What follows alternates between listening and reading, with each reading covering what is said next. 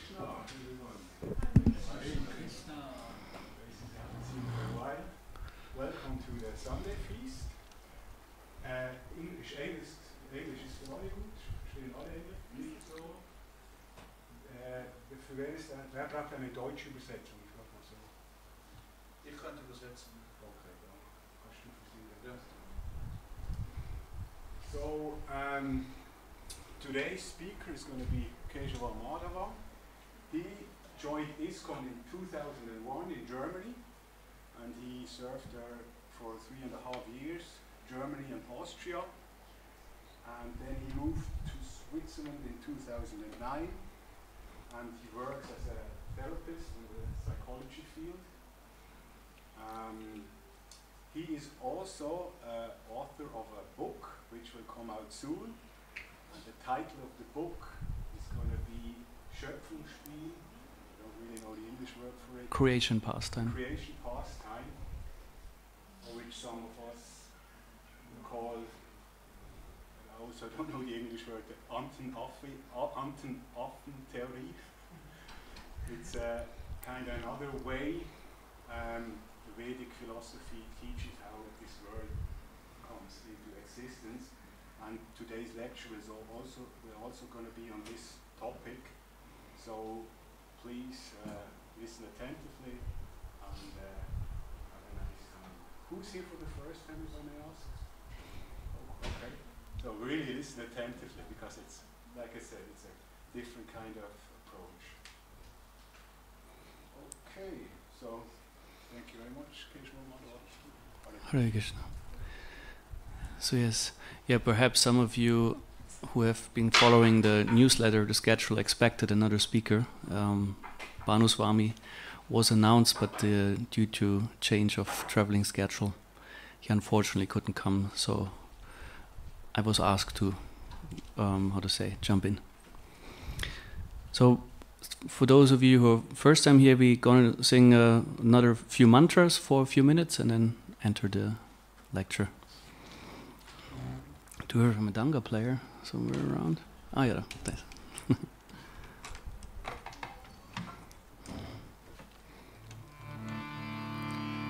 Jaya Radha Madhava Kunja Bihari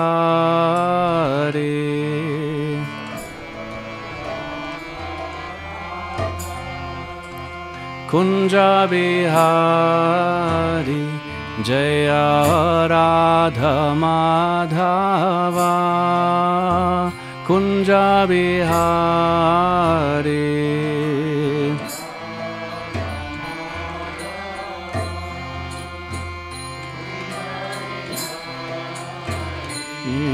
Jaya Gopi Janavallabha Girivardhari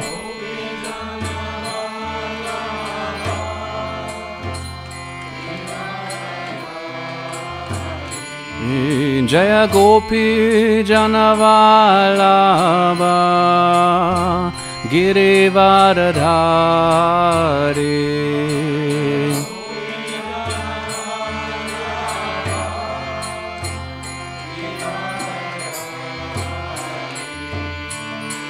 Yashodanandana Vraja Janaranjana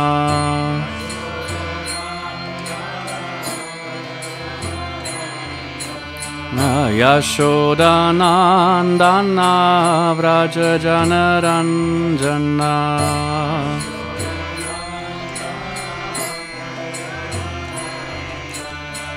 Yamunatiravanachari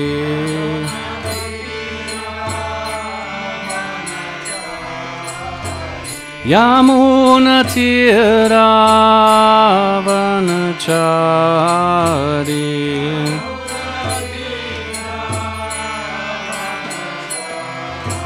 Vijaya Radha Madhava Kunja Bihari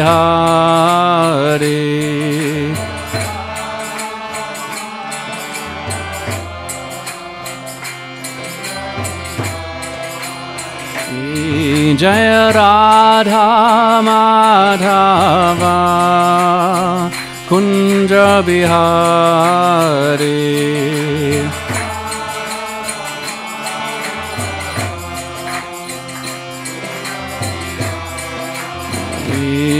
Jaya Gopi Janavallabha Girivaradari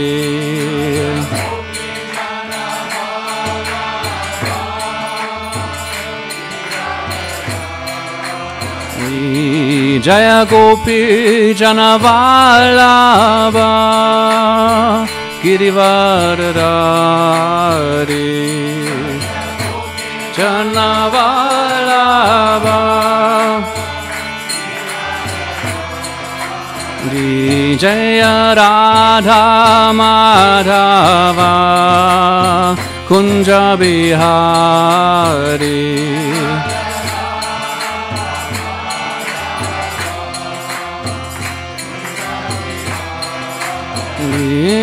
Hare Krishna, Hare Krishna, Krishna Krishna, Hare Hare, Hare Rama, Hare Rama, Rama Rama, Hare Hare.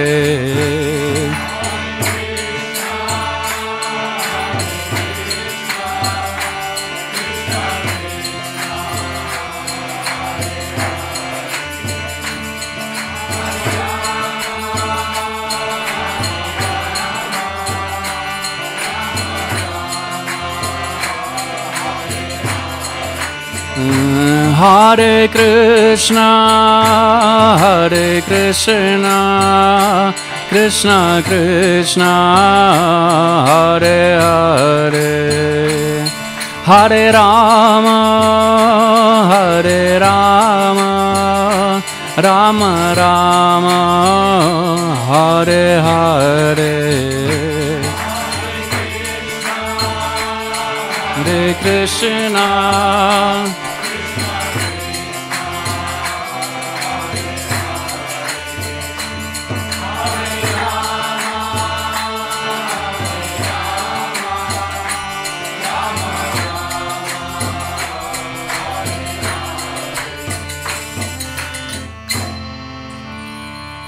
Shri Shri Radha Madhava Ki Jai.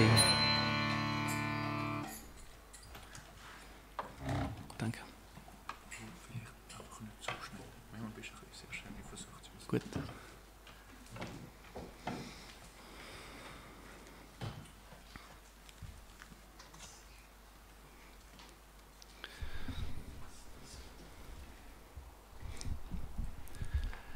So in order to invoke further auspiciousness, want to chant another mantra we used to chant before we speak on scripture. Om Namo Bhagavate Vasudevaya. Om Namo Bhagavate Vasudevaya.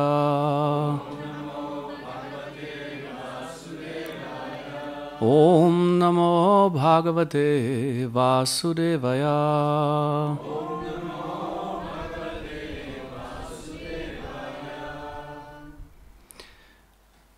So I would like to start today's talk with the shloka or verse from the Bhagavad Gita, one that is considered one of the so-called key verses. There are 4 verses in the 10th chapter of the Bhagavad Gita, which are considered to be essential statements which give us the essential meaning.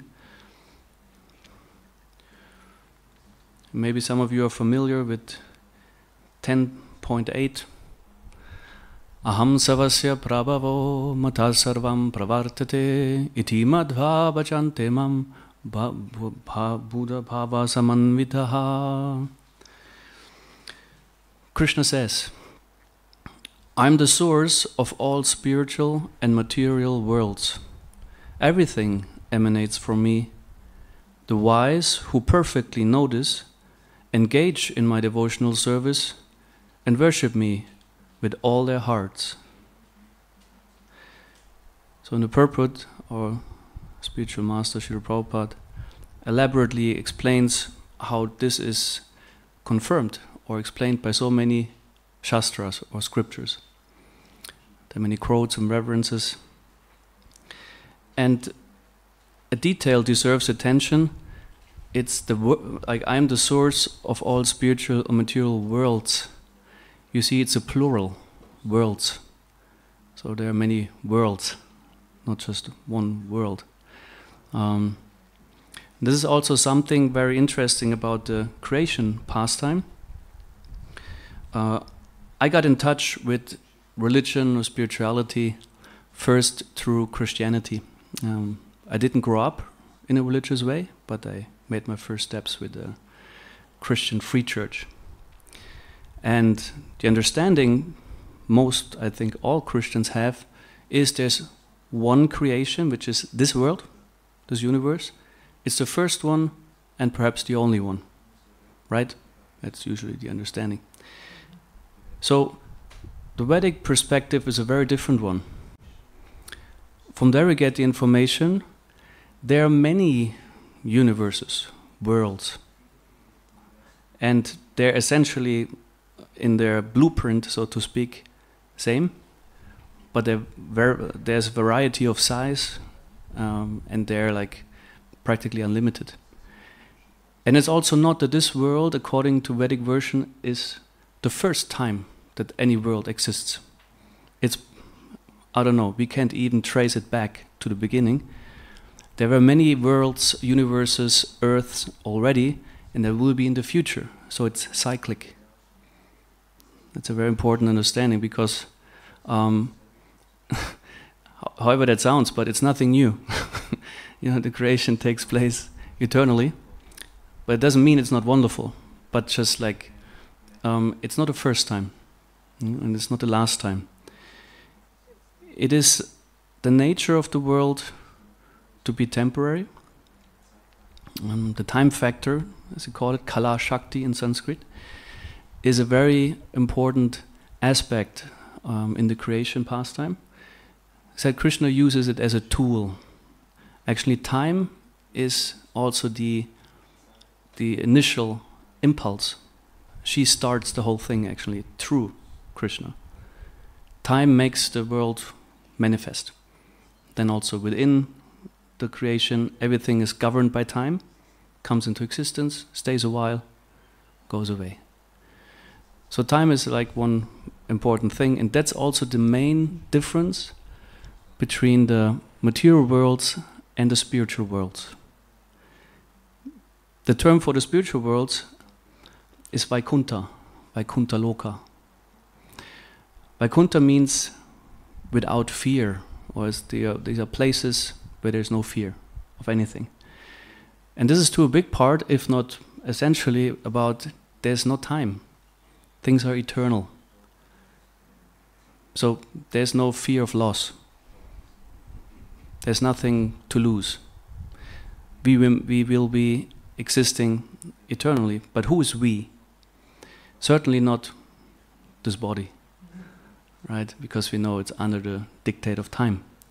But there is a very essential teaching and understanding that we need to have first, and that is the soul is a different thing than the body.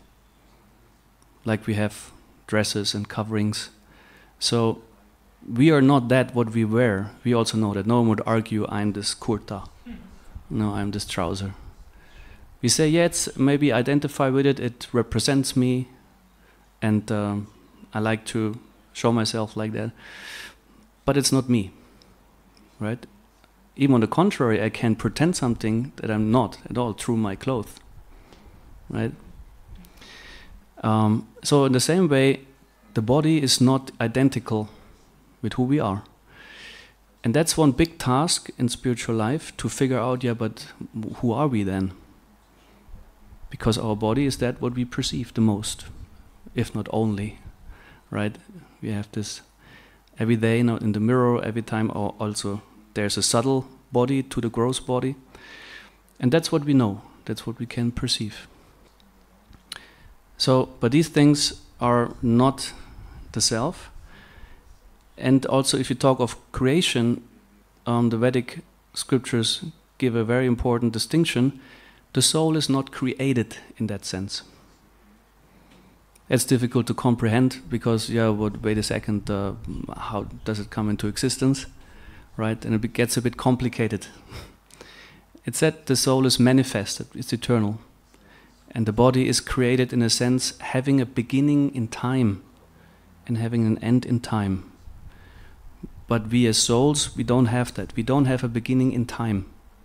The word anadi is used for that also, beginningless. So I guess no one of us can really grasp that fully with our intellect. Like the eternity, like trying to imagine eternity is almost impossible. So it requires faith in the scriptures or in the philosophy that there is eternity and that we can also experience it. And here in the verse, he says, the wise who perfectly know this, means that Krishna is the source of everything, spiritual material worlds. They engage in his devotional service and worship him with all their hearts. And what is possible through that? Revelation. So although the Upanishads, for example, the very philosophical scriptures, they emphasize a lot like philosophical thinking, try to be analytic, try to understand things properly, distinguish matter from spirit. At the same time, the mind by itself has not the capacity to access the spiritual realm. But this is possible by Krishna's mercy through revelation.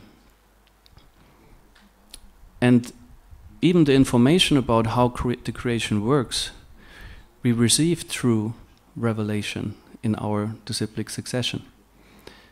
Who is familiar with the Brahma Samhita or Sri Brahma Samhita? Has heard some of you? A Samhita is like a hymn. It's like many shlokas, verses that describe in the beginning the creation.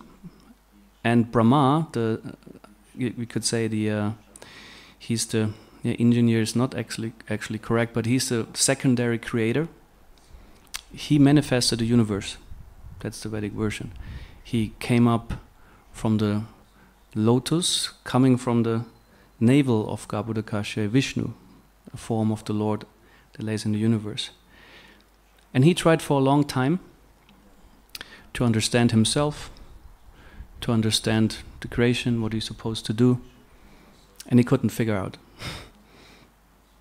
Unless he was blessed, he got blessed by Saraswati, the goddess of learning, with the mantra, so-called Gopal mantra. He was chanting mantras.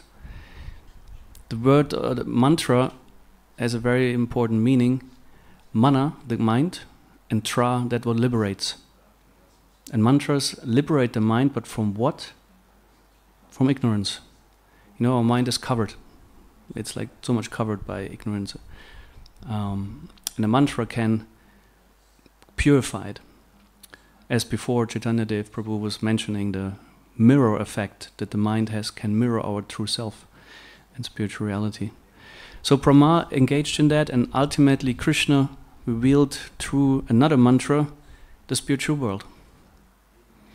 And so in this way we received knowledge about the spiritual world from someone who truly saw it. Tattvadarshi, it's called. Someone who saw the truth.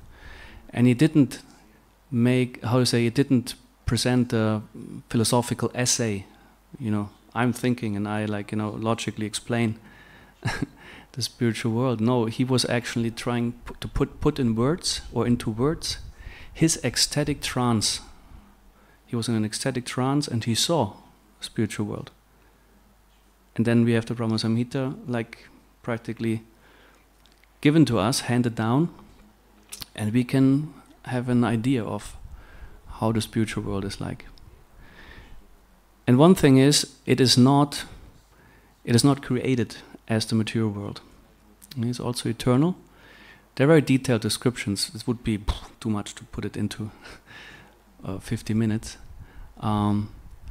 But what is important to understand is the spiritual world in the Vedic understanding is the basis for what we have here. And the descriptions also in the Brahma Samhita, they start from the spiritual world. They give us an image of Goloka Vrindavan. And it's said similar, like again, like a mirror, like a reflection. The spiritual world is like the, blueprint is not the correct term, but like it's like the original, and the material world is like a copy, and like not such a good copy. By that, it misses quite a few things that the spiritual world has. But perhaps we can compare that to genetics, right? Whatever is in the genetic material of two people, man and a woman, and if they have a child, the child can only manifest these qualities, or like the whatever is in the genetics. Right? What is not in the genetics cannot manifest within the body. So similarly, in the whatever we have here is also originally in the spiritual world. You know, the elements in a way, personality we have, you know, and certain ways of experience, relationships, and so on. So this is the basis. And the material is, we can compare it also like a tree. Let's say you have a nice cherry tree, whatever tree you prefer, and it's like situated on a river or a lake. And then you have a mirror image in the lake, you know, on the water. But what you have in the water is only the visual, right? You cannot climb on that tree, you cannot pick the fruits on that tree, etc. The only thing is you can see it. So similarly, in the material world, the spiritual original loses so many features, you know, that we cannot experience. So, but this is originally where the world practically is made from. And in this way also we understand that we are not from this world that we are in now. We are in this world, we say, but we are not from this world. And how is that? Like the soul, also coming from the spiritual world, enters that kind of image and thinks it's me, right? So, but we all understand, like the things we identify with, they also go, they cease to exist at some point. Then we accept new things. We talked before about clothes. It can be style. I used to identify as this and that, you know, and then I dressed accordingly. But then at some point I give that up. It's not anymore my thing. No, I'm differently. I have different maybe political mindset, or like I changed my living culture, my lifestyle. So we accept things and give them up. And at the end, even this body, you know, we changed them into different species perhaps even, but also different genders. Everything we accept, what we think is, that's us, it's borrowed, and it's not really who we are essentially. And the pastime of creation, as it is presented also in the Srimad Bhagavatam and other scriptures, has the purpose to remind us of that very clearly, and to instruct us so that we remember that actually we are supposed to be somewhere else. And I think we often, also in our life, we wish, oh, could I be somewhere else, right? Maybe it's simply about like the heat now. Maybe you're about political situations, maybe about like living situations. So many times we probably feel uncomfortable and would rather be somewhere else. Yes, and the scriptures as we have it, also even this movement as we have it, is just one way of Krishna calling us back. Srila Prabhupada also used to call his magazine, it came out at his time, Back to Godhead. So and essentially dealt with the message, please everyone, like remember that you're a spirit soul, that you're an eternal part of God. He manifested you, and He's interested that you get back to the spiritual world. That's essentially the mission we are on, right? To, at the end of life, to be able to remember our true self and attain like a spiritual existence.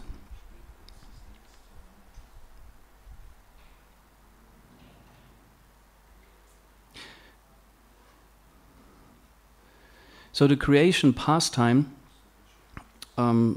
is also particularly meant for those souls, us, who are still very much affected by, let's say, the material conditioning. There are different pastimes for those who are familiar, like what Krishna does in his different forms, and they are, how to say, meant for relishment, but according to the state of consciousness one has attained, some pastimes are considered more adequate or more eligible, and others are not. And it said those who are still dealing with, struggling with the body and mind, having not understood the difference between spirit self and body, they should particularly and attentively absorb in the so-called Srishti Lila. That's a Sanskrit term. Srishti is the creation and Lila is the pastime, because it explains the situation we are in right now. Right? That's the pastime of Krishna that is, how to say, accessible to us the most, because we are right in it. We are in the Srishti, in the material creation. And we have a big problem. We have a misconception about who owns this whole thing. Right? Also with the world. Most conflicts are based on the misconception that we can claim it for ourselves. It might be also in Switzerland, like private property is like really big, like in even in little things. Sometimes you pass by some living area and there seems to be a way you can maybe have a shortcut, but then there's a sign, private way. You're not supposed to walk here. It's a private way, you know, and okay, you respect that.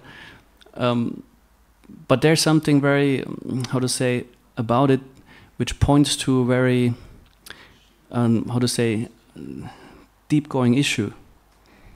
The idea that the world, or parts of the world, I can claim to be my property.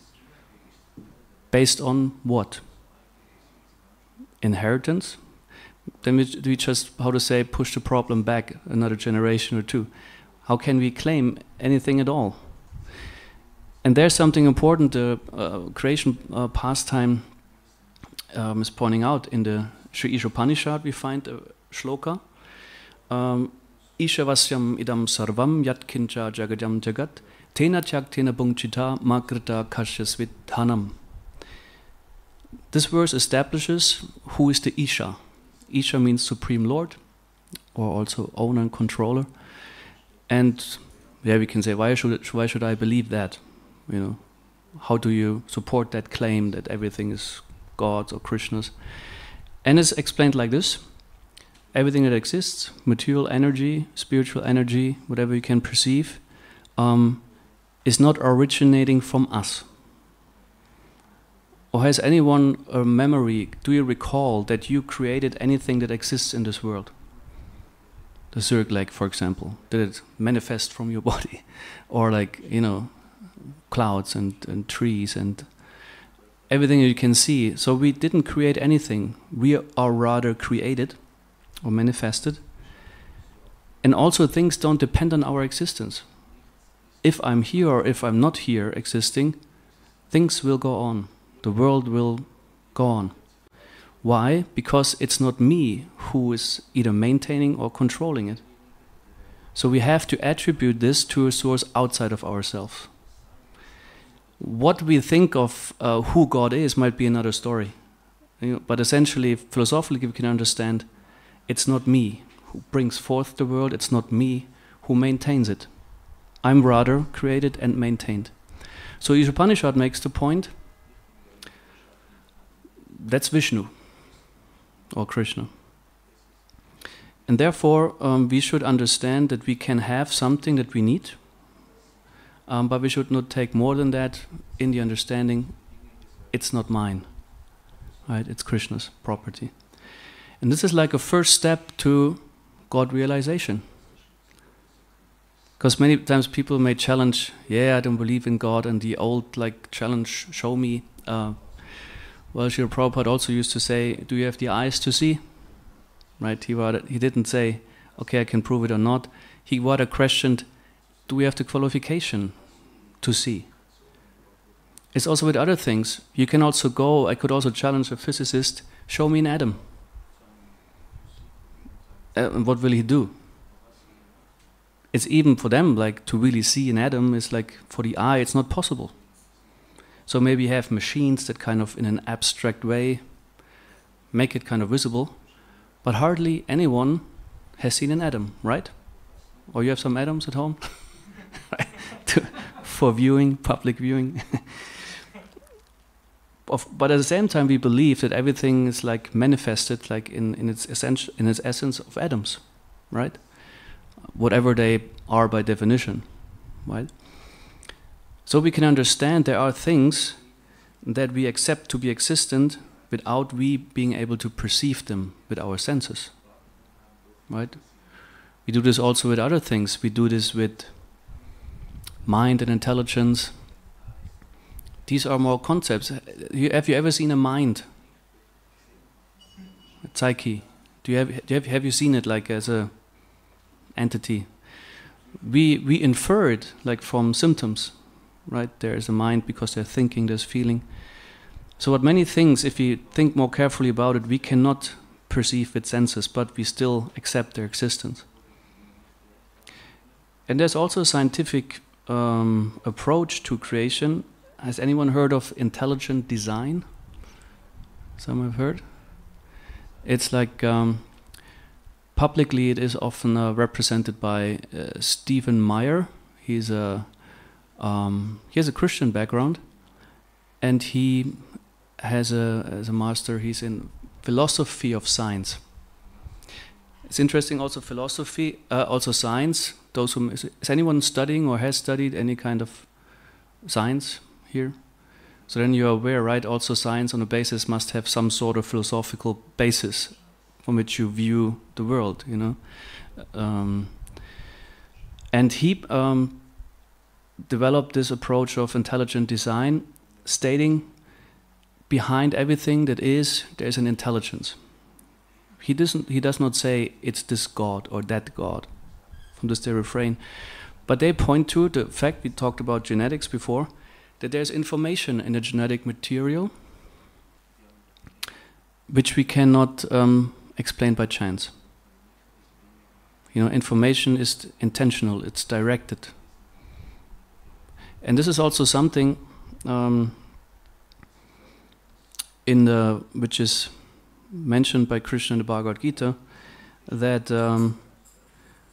there are different types of motives. Why would one, think about God and religion? And he says one thing, there are 4 types of people approaching Krishna in a way. And 2 of them are like the curious and those who seek absolute truth. Maybe some of you, I don't know, who come here are rather curious and think, okay, let me check this out. I have some questions. Others maybe have a more intense already connection to this and want to deepen their understanding. And some maybe really want to understand what is the truth of the world, the truth of myself. And this is also a very natural thing. Every human being that is a bit thoughtful asks questions about why am I here and why is anything and not nothing. When somebody have passed this stage and have already, of course, accepted a certain philosophy and try to realize that deeper, right? And it makes complete and perfect sense to start with the creation, right? To ask why is the world as it is and why is it created? And I told you before, I was in a Christian free church in the beginning, at the beginning of my spiritual life. And one thing that also led me away from that again is lack of answers to questions. Right? They were nice people, and also, of course, it gave me something on my way, and I still appreciate the tradition and the culture. But there's a lot of unanswered questions, right? And someone who is like seeking answers will look somewhere else, and rightfully so. Why should you stick with something that doesn't answer your questions? So now I found like in the Vedic scriptures, like this is different. There's much more detail and much more philosophical discourse. If you look at the Bhagavad Gita alone, it's like Arjuna talking to Krishna, asking questions, getting answers. Srimad Bhagavatam is about great sages asking questions, getting answers, very in a deep, thorough, analytical way also. And in regards to the creation, what I found in the Bible in Genesis is like one page of like more or less cryptic description. Yeah, first day, second day, third day, fourth day, fifth day, this and this happened. But like it's okay. It doesn't provide you with detail or like with the, with not much. Maybe there's like more purport to it. But what I found like in the Vedic scriptures, that there's much more information, for example, to the question as to why did God create the world? Why am I here, right? And there are like two approaches. We can look from our perspective and ask, what purpose has the world for me? And Krishna explains, it's a field of learning for you. Okay, what's the lesson? The lesson is, you try to be independent from the original, from God. And this is like a place where you can try to do so. Actually, it's not possible, but still there's free will, and love cannot be forced. And so you can have a try, have a go, to have a life, or like the kingdom of God without God. So this is essentially one meaning. We are free enough to also decide for an existence without God. And this is the only way, practically, how it's possible, because in the spiritual world, God can not be present. He's just all present there. But in the material world, we have the capacity to forget ourselves, forget God, and try to be maybe gods ourselves, or simply without any kind of God. So that's one explanation of why is the creation there, and it's supposed to correct us, because He made it like that. You can say that's mean, whatever, but He made it like that we suffer a lot.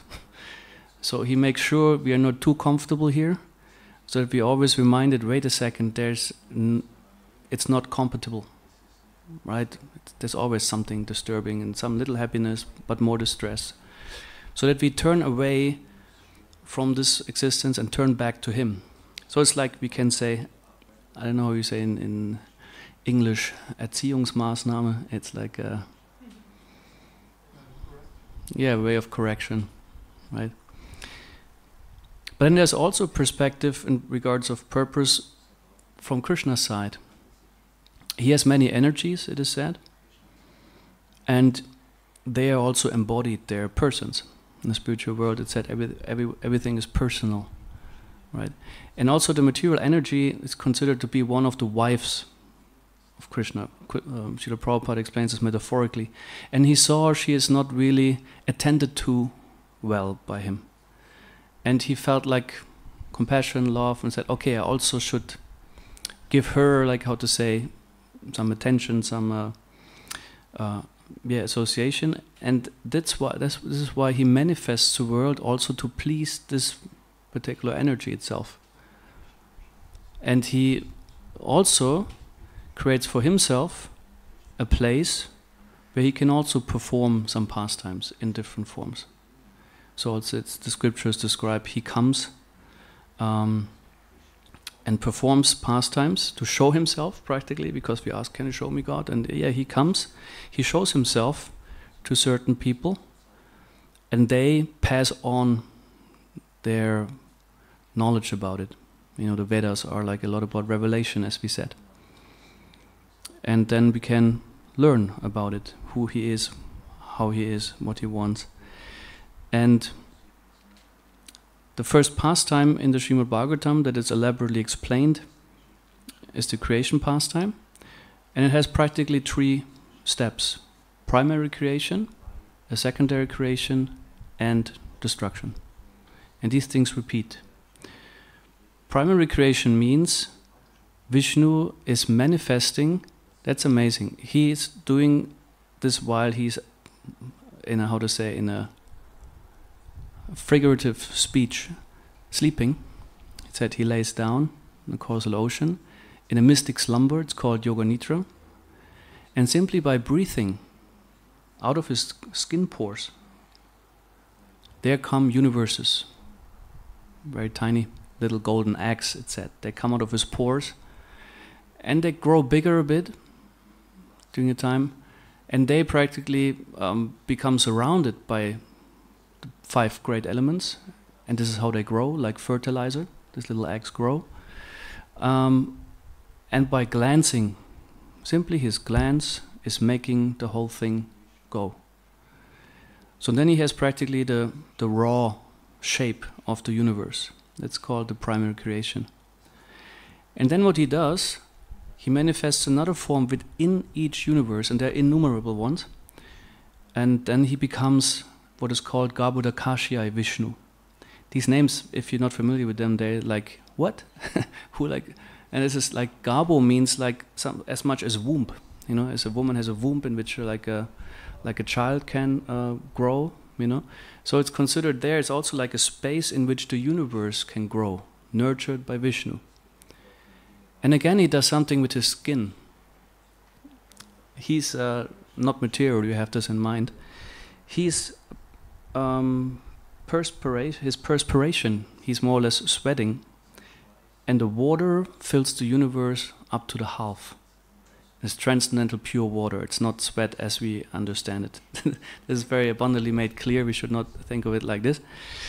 And there he lays down on a bedstead. It's like a beautiful, powerful snake with many hoods. Ananta Shesha. Ananta means like unlimited. Shesha means like snake. So it's a snake with many hoods. And he rests there. And there's his eternal consort, Lakshmi Devi, massaging his feet, chanting mantras. And then out of his navel, he grows a lotus. And out of this lotus comes Brahma. He's called self-born. And he has a strong connection with Vishnu. And it's also said that the lotus stem is golden. It's really beautiful to look at. It's like a jewelry, that, you know. And why is it golden? Because the souls are, as God, are light practically. They're bright, lightful beings. And they are being transferred in the body of Vishnu. You know, first in the Vishnu, Mahavishnu, who glances and sends also the souls into the material energy. And we also, it said, we remain within the womb, in the belly actually, of Garbhodakashyai Vishnu. And then through the lotus stem we are being transferred gradually also in the material world. Beautiful image if you think about it, you know. And then there's Brahma. And also he sees, or like he's able to access Vishnu. And within Vishnu's body are also the subtle forms of the planets. And the planets like this, the lotus stem is not just randomly there and has the souls, it's also kind of like an axis around which the universe, the planets are being constructed systematically. 14 planetary systems. And then Brahma, like out of the body of Vishnu, practically takes the planets, and powerful being, he takes planets, you know, like it's like a ball, something, and he can place them, and then also populate these planets out of his own body. He gives the original forms of body. He can manifest, let's say, human beings, and then they procreate, and then he populates like through different ways. So then all the souls, we get our bodies according to our desires, according to our karma reincarnation, also a big topic. And in this way, we are allowed for a while to stay in a certain body and change to another. And then there's, everything is cyclic. Brahma also has days and nights. They are endlessly long. We don't need to have the numbers. It's like unimaginable. So when he sleeps, partially we have to be transferred back into the womb of belly of Vishnu. Then we come out again until the final thing is over. So we constantly change positions in the material world and forget the old positions. So the creational pastime, if you see that, if you understand that, it should make us clear that we are in a situation that is not pleasant, right? How often do we want to change? You still remember when you were a small child? Was it a blissful memory? Like, oh, it was so nice when I was very little, when I couldn't speak and no one understood, when my teeth were falling out, when I pooped my pants, right? Maybe we tend to, memory sometimes we make it nicer. That's, our mind does that, you know, not just in childhood. Memories, like sometimes we make them more beautiful than they were, or the other way around also. Imagine just all the things that you have been through to this point. There may be certain things coming. And just imagine you would have the choice to either experience such a thing again, and again, and again, or to get out of such a cycle, if you accept that there is such a cycle, and enter into an existence that is eternal and blissful without all this trouble. What will you choose? I think it's more like a rhetorical question, of course. So that's the idea, that through the understanding what creation is and how it works, we are supposed to be motivated to stop the cycle of birth and death. Because at some point there is this personality called Shiva, and he takes a shape as Rudra. Rudra means like the angry one. And he has the ability to dance in a very devastating way, and his dance leads to the destruction of the universe. So we all have to face the destruction at some point. And Brahma himself, although he is a powerful creator, he also,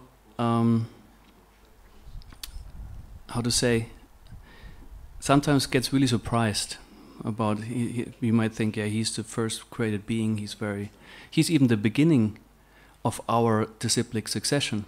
Now we are in the Brahma, Madhava, Gaudiya, Vaishnava, Sampradaya. So many words. It's like just naming tracing back, like where our teachings are coming from. And Brahma, as we said, is the first one. We received the Brahma Samhita, for example, also from him. And he once, when Krishna was on planet Earth, Krishna comes to planet Earth, like in very long intervals of time. But when he was there, like approximately 5,000 years ago, Brahma went to his palace, knocked, like there was like a doorkeeper, and the doorkeeper was supposed to announce Brahma to Krishna. And the doorkeeper said, yeah, please wait till I'm back and I announce you. And he came back and said, Krishna asked, which Brahma? And Brahma was really surprised, like how would you ask? I mean, Brahma, you know, the Brahma, you know, the father of the four Kumaras, he said then, because he manifested these four individuals, which are very famous. Okay, the doorkeeper came back then and let him in, and later Brahma was a bit like irritated about that and asked Krishna, why did you ask which Brahma, you know? And then Krishna said in a very normal way, yeah, I mean, there's so many universes, I mean, how should I know which Brahma is there? And Brahma was like, okay. And then suddenly something very mystical happened. Then Brahma saw other Brahmas. Our Brahma has 4 heads, right? You notice 4 figures? You know how he got them? Huh? I don't know. There are different stories, but one story is like when he was in the dark first when he came out of the lotus, and he trying to contemplated in all four directions, and he said in this way he manifested four heads because he was going through the universe in all directions. So, and then he saw Brahmas with 8 heads, 16 heads, 32, and so on. It went up to 1,000 folds, million-fold, and they were really big, of course. And then not just that, then also Shiva, in the same way, Shiva with like more heads and bigger and bigger. And it said Brahma felt like a rabbit, like amidst a herd of elephants. And it was really afraid, like, oh my God, what's happening here? And interestingly, all these other Brahmas, all these other Shivas, they were under the impression they only saw Krishna.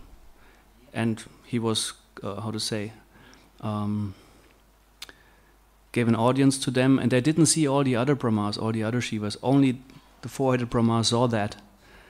And so Krishna revealed to him, you see, there's so many of them. And then Brahma was so humbled, because maybe also, imagine you're the secondary creator, you create a universe, you're the first being, you tend to become a little proud, I guess. It's likely that you do so. So in this way, he humbled him. And we understand from the Vedic scriptures, like we know, the Earth and planet is like around 16,000 miles in diameter, something like that, if I'm correct. But the whole universe, the smallest even only, is kind of 6 billion miles in diameter. That's the smallest. And the other is like a bigger and bigger. And just imagine they fit in the skin pore of Mahavishnu. So these kind of things you can think about and be amazed when you study a bit the creation pastime. And essentially it is always about a cycle of beginning and end.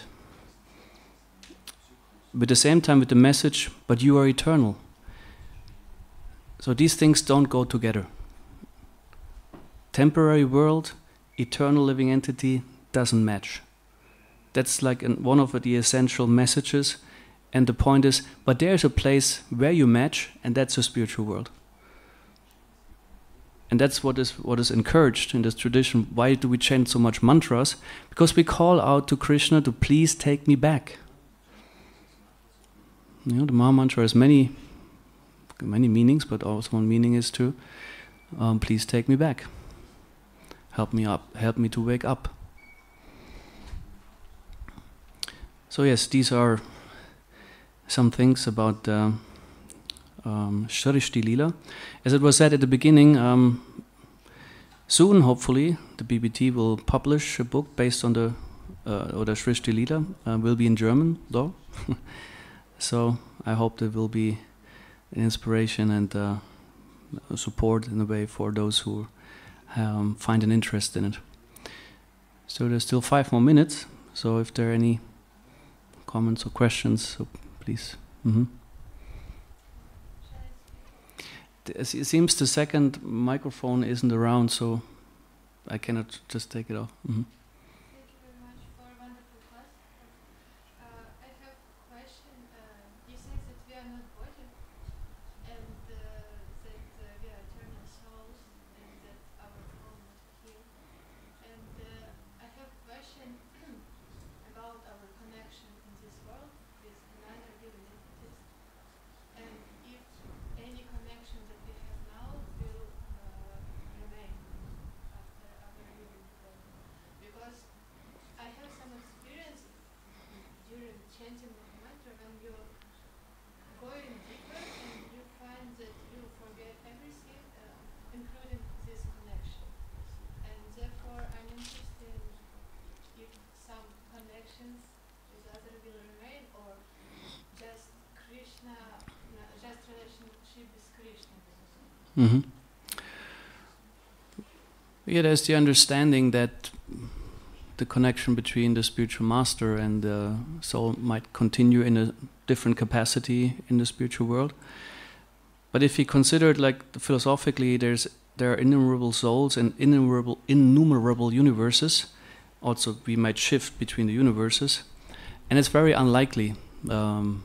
Perhaps we can have connection in the spiritual world, but usually the basis on which the souls come together in the material universe is based on karma and based on certain bodily identifications.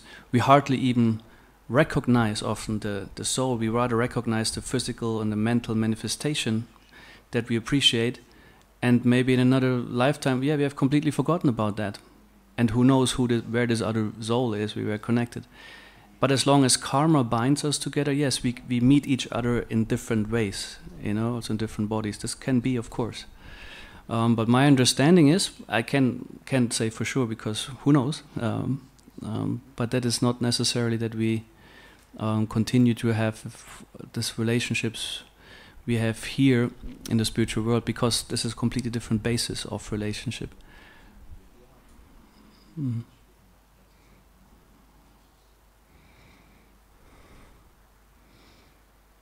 Any other comments? Yes. Small question. Thank you so much. So, is the belly of Vishnu Vaikuntha? No. Of course, it's a bit of a tricky one because it's that Vishnu, of course, is like a Satchit Ananda body, and his realm and like this is the kind of same nature, but the soul is put into a sleep there. It's said like in the belly of Garbhodakasha Vishnu, we still keep our subtle body. So we're not there as pure souls, we are still in the subtle body, which contains of mind, intelligence and ego. And within this, we still keep our material identifications and desires, and we are put asleep there. So there's also, it's like a passive state, and then we are transferred out. And it said Vishnu also, like the Vishnu features, they have their purpose particularly in relationship with material energy. Although they originate from the Vishnu, from Vaikuntha, from Narayan. But Vaikuntha, the state in terms of blissful existence, eternity, it's not happening in the belly of Garbhodakasha Vishnu. Even then, when there's final destruction, when Mahavishnu inhales again and all the universe get back, then we also lose our subtle bodies, and then it's still, we said, we are in an unconscious state because we're not qualified by consciousness to enter into the spiritual world. Only if you're really awakened souls, like having developed our God consciousness, then we can be transferred to the spiritual world. Adipurush, you wanted to? Yeah, you said it's actually impossible to be separate from God, Krishna. Still, so we put in this world where we think we are accepted. So, let us speak of an illusion, of Maya. Mm-hmm. Will you also speak about that in your book, that you live in the illusion? Yes, of course, it's a very essential part to explain the material energy and what's our situation practically in that, how we are influenced and what the illusion is. Do you dare to use the word virtual reality and reality, or? No, this term is not used. I mean, metaphorically, it can certainly apply it in some ways, but. Hare Krishna, Krishna Madhava. It's nice to hear your fortnight lecture, and I have also a little bit same question. We read Lieder. You can also say in German, perhaps. Yeah. Und jetzt gerade in dem zweiten Kapitel, als Krishna anfängt, Arjuna zu unterweisen, dass wir nicht dieser Körper sind und ewige Seele und wir wandeln schon in Gegenwart und dann nach dem Tod weiter. Und dann spricht auch in der Erläuterung Prabhupada darüber diese nicht existierende und existierende und der materielle Welt nicht existierende ist und dann die spirituelle Welt existierende ist.